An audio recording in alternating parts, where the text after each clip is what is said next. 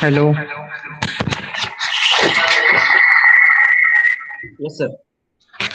Good morning to all the students. Up till now, we have seen gear failures, basic introduction of gears, that is classification of gears, terminology of the gears, what is the importance of machine design, all the things, basic things we have studied. Now today, we will see further part. In that first point is now gear materials. Now you are knowing that different materials are used to manufacture the gears. Therefore, we are seeing in our day-to-day life where gears are used, starting from our computer, where that CD drive is there, plastic gears are used, or in toys also, plastic gears, or that sheet metal gears, or that aluminum gears are used. Also, a sugar cane juice machine, whatever we are visiting to drink the sugarcane juice. There also you are finding the gears is used to transmit motion or power from one shaft to another shaft, and then that gears are driven by electric motor first. Therefore, that gears are made of cast iron. Similarly, you are finding the gears in two wheelers and four wheelers. In case of two wheelers and four wheelers, where exact velocity ratio we want to transmit. Therefore, there we are using alloy steel as the gear material. Why we are using alloy steel? Because it is having good strength, that is wear resistance. By allowing different elements, we are increasing the strength of the gear material or original material. Also, we are using heat treatment process so that upper surface of the gear tooth or gear teeth is hardened so that they can withstand the different forces while transmitting motion and power. Therefore, these are the some of the applications of the gears. Also, in case of four wheelers, in case of trucks and all that heavy duty four wheelers, we are finding use of gears in differential gearbox. Their bevel gears are used. Therefore, what are the desirable properties of the gear materials? First is the load carrying capacity, because these vehicles are there or these gears are there, we are using for motion and power transmission. Also, we are finding the gears in case of lathe machine, milling machine, shaping machine, drilling machine. Everywhere, wherever motion will exist, we will find gear drive. Means when the distance between shaft is small, when the distance between shaft is large, we are using belt drive or chain drive. Therefore, desirable properties of gear materials is that it should have good load carrying capacity, that is, it should have high ultimate tensile strength or yield strength. Then it should withstand fluctuating loads, that is endurance strength. Fluctuating loads means what? The load which is varying from maximum to minimum, that is known as fluctuating load. Therefore, it should have high endurance strength. Then, whenever gear are transmitting forces, forces are acting. Therefore, there are chances that wear and tear will take place. Therefore, wear rating than strength rating decides the dimensions of gears. Allowing elements, already I have told, or allowing element grain size, percentage of carbon, surface hardness. The surface hardness is increased by using heat treatment process. Similarly, gear material should have sufficient endurance strength to avoid failure due to destructive pitting. Destructive pitting we have seen in the last lecture. Next, for high power transmission, the sliding velocities are very high and the material should have low coefficient of friction. To avoid scoring, amount of thermal distortion or warping during heat treatment. Therefore, to avoid thermal distortion or warping during heat treatment, alloy steels are superior to plain carbon steels. Therefore, alloy steels are used to manufacture the gears to avoid thermal distortion or warping during heat treatment. Now, large size gears. Large size gears, they are manufactured using gray cast iron, EFG 200, EFG 260 or EFG 350. Therefore, what is meant by this EFG 200 or EFG 260 or EFG 350? EFG means flake graphite and 200 means its yield strength. Yield strength in Newton per mm square. Therefore, EFG 200 means that material is having yield strength of 200 Newton per mm square. Similarly, FG 260 means it is having yield strength of 260 Newton per mm square. FG 350 it is having yield strength of 350 Newton per mm square. Therefore, why this cast iron is used for large size gas? Its cost is low, that is cheap in cost, less noise compared to steel gears, good wear resistance, and its drawback is it is having less strength or poor strength. Now next is case hardened steel. Case means surface. Always remember, case means surface. Therefore, best combination of wear resisting hard surface together with ductile and shock absorbing core means case hardened steel in which surface is hardened by using some heat treatment processes.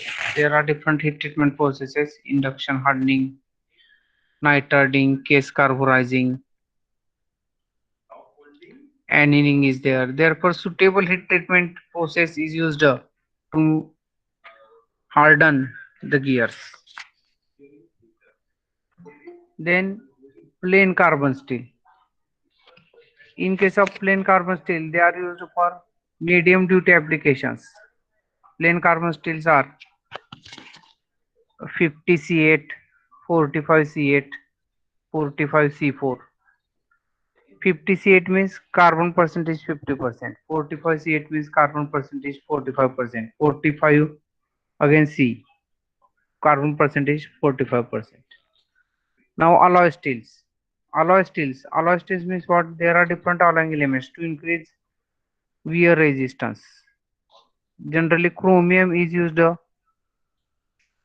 increase the wear resistance. Therefore, alloy steels are used for heavy duty applications. Different alloy steels are there: 40 CR1, 40 Ni4 CR1. Now, another advantage of chromium is that it is also corrosion resistance. It is also corrosion resistance. That's why this, in case of alloy steel, chromium is used. Now next is planetary gear trains.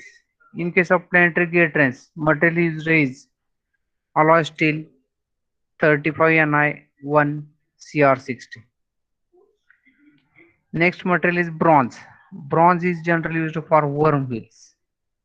It is having low coefficient of friction, excellent conformability, also suitable where corrosion resistance is required. Drawback is its excessive cost. Now why in case of worm wheels bronze material is used? Because we are knowing that worm and worm wheel is used for the transmission of large speed reduction ratio.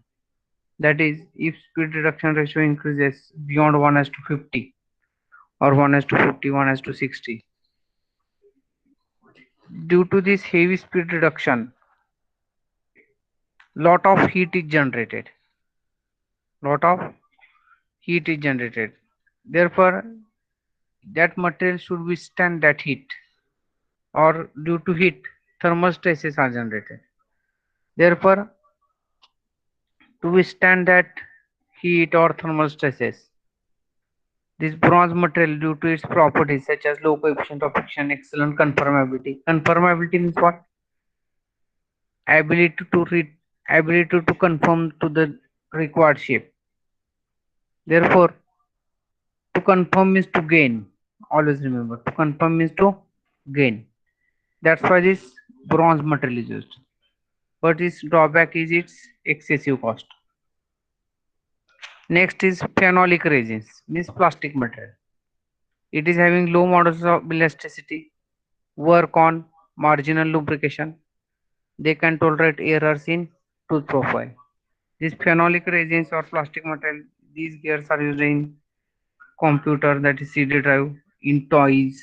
You will find these plastic gears.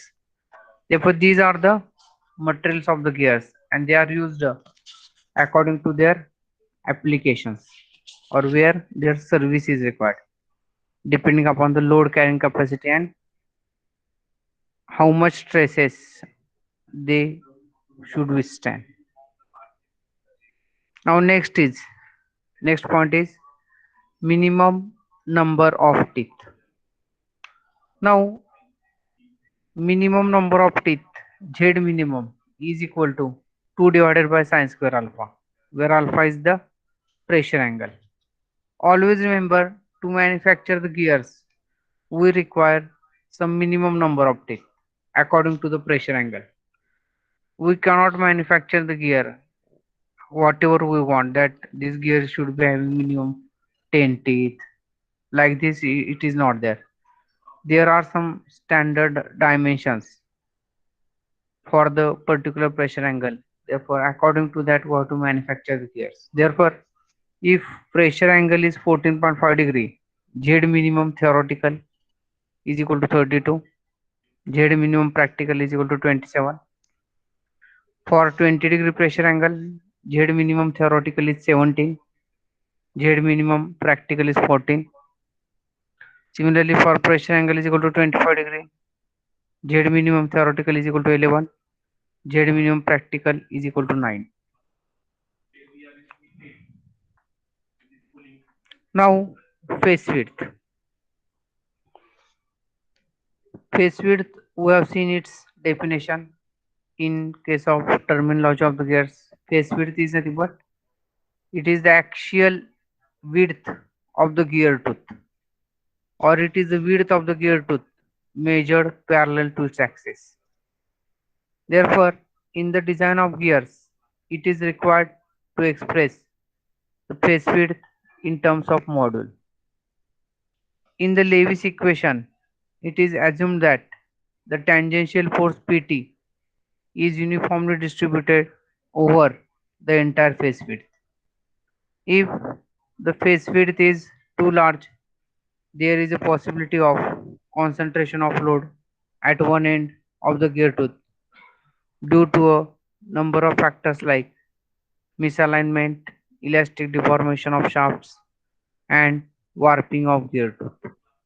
Therefore, proper face width we have to use so that there should not be any misalignment or elastic deformation of shafts or warping of gear tooth.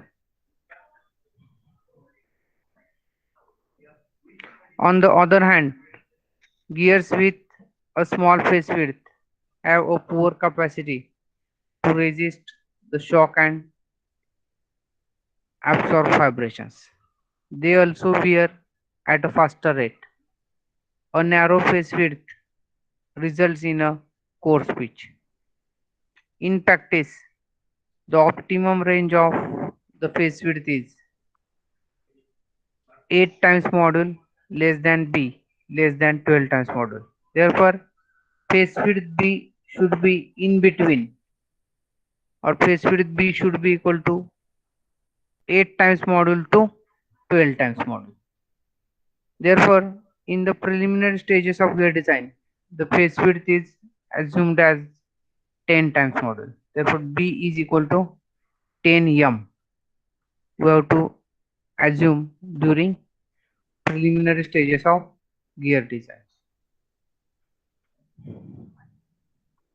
Now next, hunting of tooth. Therefore, what is by hunting? In general, hunt. To hunt means to capture. To hunt means to capture. Therefore, there is a concept of hunting tooth for uniform distribution of tooth wear. Suppose ZP, that is minimum number of teeth on pinion, is equal to 20, or number of teeth on pinion is equal to 20, and ZG, that is number of teeth on gear or number of teeth on wheel, is equal to 40. Then after every two revolutions of the pinion, the same pair of teeth will engage. The same pair of teeth will engage. Therefore, if same teeth of pair will engage, what will happen? After some time means not suddenly, maybe after 2 to 3 years, wear and tear of the teeth will take place because same teeth are coming in contact with each other. Therefore, to avoid that wear and tear of the teeth or that reliability of the gear drive should be more, what we have to do? We have to provide one extra teeth. We have to provide one extra teeth on the gear, and that extra teeth or that extra tooth, sorry, that extra tooth is known as hunting tooth. So that what will happen when, if however we take ZP is equal to 20 and ZG is equal to here 41 should be there. Understand? The pinion will rotate 41 times before the pair of teeth will engage again. Means whatever that same pair of teeth, they are coming in contact with each other every time. Therefore, we are prolonging that time to come in contact. Because of that additional tooth or extra tooth. Therefore, this extra tooth is known as hunting tooth. Therefore, it results in more even distribution of wear. Therefore, this is nothing but hunting tooth. Now, next point is force analysis. I think all the students should draw the diagram. Now, hereafter, some expressions will be there or some formulas will be there. You have to write down that formulas in the notebook because same formulas we are going to use while solving problems. Therefore, you should not get confused at that time that from where these formulas came. Therefore, write down the title force analysis and draw the diagram. I will wait for 5 minutes.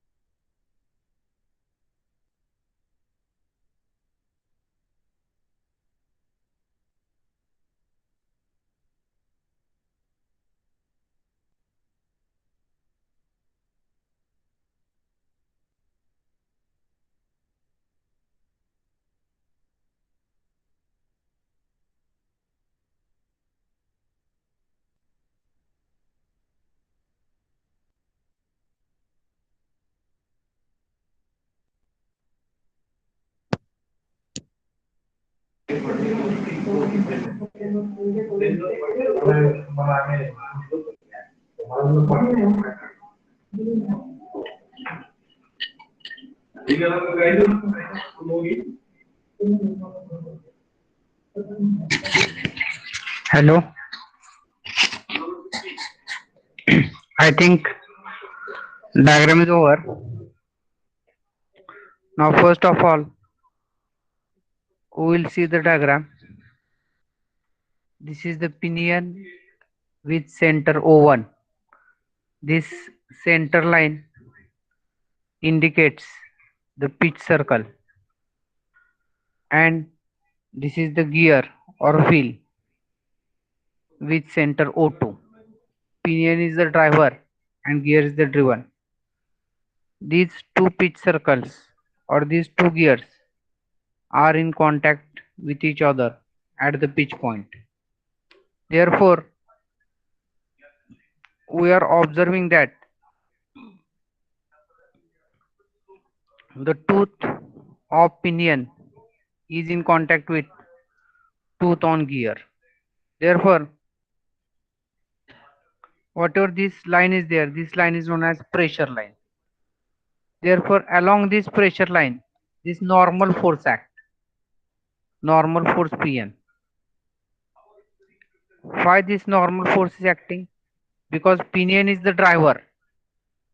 Therefore, when pinion will rotate first, this tooth will exert a force on the tooth of the gear, and that force is nothing but normal force.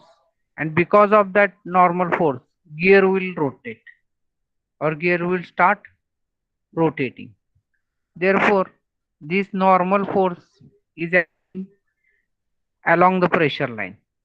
Therefore, angle made by this normal force with respect to this horizontal line is known as common tangent. This horizontal line is known as common tangent, which is passing through the pitch point. Therefore, angle between this common tangent and normal force is known as pressure angle. Therefore, in gears, power is transmitted by means of a force exerted by the tooth of the driving gear on the meshing tooth of the driven gear.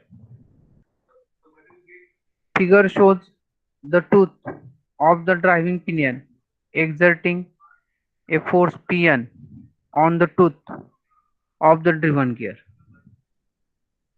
According to the fundamental law of gearing, this resultant force Pn always acts along the pressure line.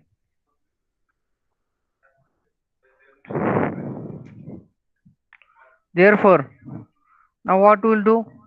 We will resolve that force Pn in two components. First is vertical component and second is horizontal component. Therefore, the resultant force Pn can be resolved into two components. First is tangential component, that is horizontal component, and next is radial component PR, or it is also known as vertical component at the pitch point as shown in the figure. Now you just see, first of all we will see this driver pinion. This is the pitch point. Now this normal force Pn is acting like this on the pinion tooth. Therefore, this Pn is resolved into two components. PR, that is radial force. Radial, why it is known as radial force? Because this force is passing through the center of the gear. That's why this force is known as radial force. And this PT is nothing but tangential force. Why it is known as tangential force? Because it is acting tangentially on the pitch circle of the pinion. Similarly, this PT, tangential force on the gear, because it is acting tangentially on the pitch circle. This PR, radial force, it is passing through the center of the gear. That's why it is known as radial force. Always remember radial line. Radial line means what? The line which is passing through the center of the circle is known as radial line. Same case, radial force. The force which passes through the center of the gear or through the center of circle or anything which is of circular shape, that is known as radial force. Therefore, if you see the diagram, this radial force is acting vertically upward on the pinion and vertically downward on the gear. That's why this radial force, it is known as separating force. Why it is known as separating force? Because of this vertical force, pinion will be pulled in vertical direction, that is in upward direction, and because of this radial force on the gear, this gear will be pulled or it will be pushed in downward direction. Therefore, these two gears will try to separate with each other because of this radial force. That's why this force is known as separating force. And this tangential force PT. Tangential force PT. Now you are knowing force or tangential force into distance or force into perpendicular distance is known as torque. Force into perpendicular distance is known as torque. Therefore, since this gear is rotating, that's why torque is generated. Otherwise, force into perpendicular distance, it is also known as moment. It is also known as moment. But since gear is rotating due to this force PT and this radius of the gear, that is we will consider that is R2 or capital R. Therefore, PT into capital R is nothing but torque, and PT into small r is nothing but torque on pinion. Therefore, the tangential component PT is a useful load because it determines the magnitude of the torque and consequently the power which is transmitted. The radial component PR is a separating force which is always directed towards the center of the gear. Therefore, the torque transmitted by the gears is given by Mt is equal to 60 into 10 raised to 6 into kilowatt, that is power. Power we have to substitute here, value of power we have to convert into kilowatt divided by 2 pi n, where Mt is equal to torque transmitted by gears in Newton mm, kilowatt is equal to power transmitted by gears in kilowatt, n is equal to speed of rotation in rpm. Now, the tangential component acts at the pitch circle radius. Therefore, Pt into d by 2. D by 2 means small r, and please try to understand, d by 2 means r or radius is equal to mt. Therefore, Pt is equal to 2mt divided by d. Therefore, from figure, again we will go back. If you will consider this figure, this is alpha, this is PR, therefore this vertical component will be also PR. Therefore, tan alpha you can write as tan alpha is equal to PR upon PT. Or from this diagram also you can see tan alpha is equal to PR upon PT. This is PR and this is PT. Therefore, from the diagram you can write that tan alpha is equal to PR upon PT. Therefore, PR is equal to PT tan alpha. Therefore, the resultant force Pn is given by Pn is equal to Pt upon cos alpha. How it came? This is the Pn. So this is the Pn, this is the alpha. Therefore, we can, since this is the right angle triangle, we can use sine, cos, tan or Pythagoras theorem to find out all these three values PR, PT and PN.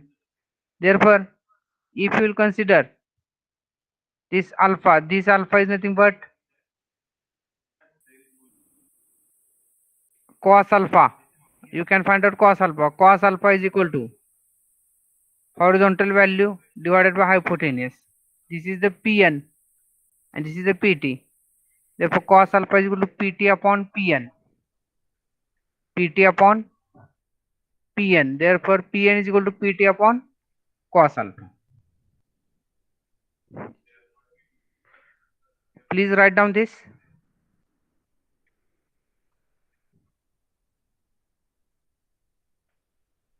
I think before this, you first of all draw this diagram. I will give you 5 minutes. Draw this diagram within 5 minutes. I will wait.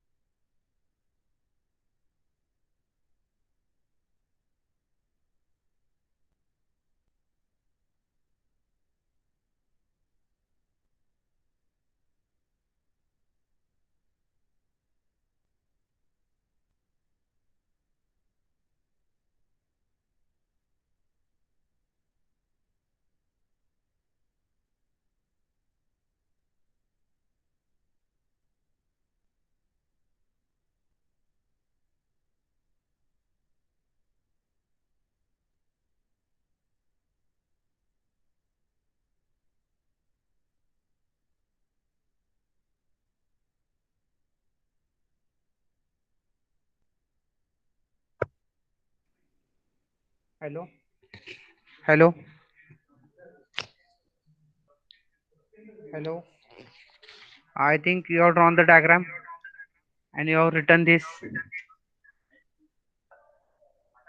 Next, write down this. Already I have explained.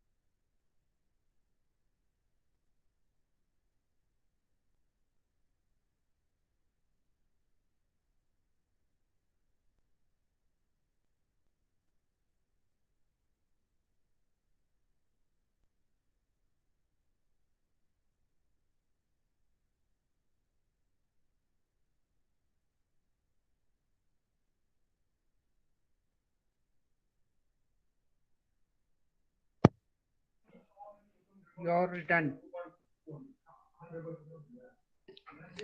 Therefore, next, the above analysis of the gear tooth force is based on the following assumptions. As the point of contact moves, the magnitude of the resultant force Pn changes. This effect is neglected in the above analysis. It is assumed that only one pair of teeth takes the entire load. At times, there are two pairs which are simultaneously in contact and share the load. This aspect is neglected in the analysis. The analysis is valid under static conditions, that is, when the gears are running at very low velocities, that is less than 5 meter per second. In practice, there is dynamic force in addition to force due to power transmission. The effect of this dynamic force is neglected in the analysis.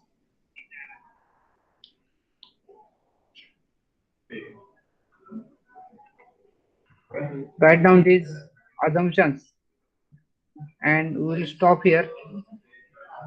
After writing these assumptions, please enter your roll number in chat box. Enter only one time. Thank you very much.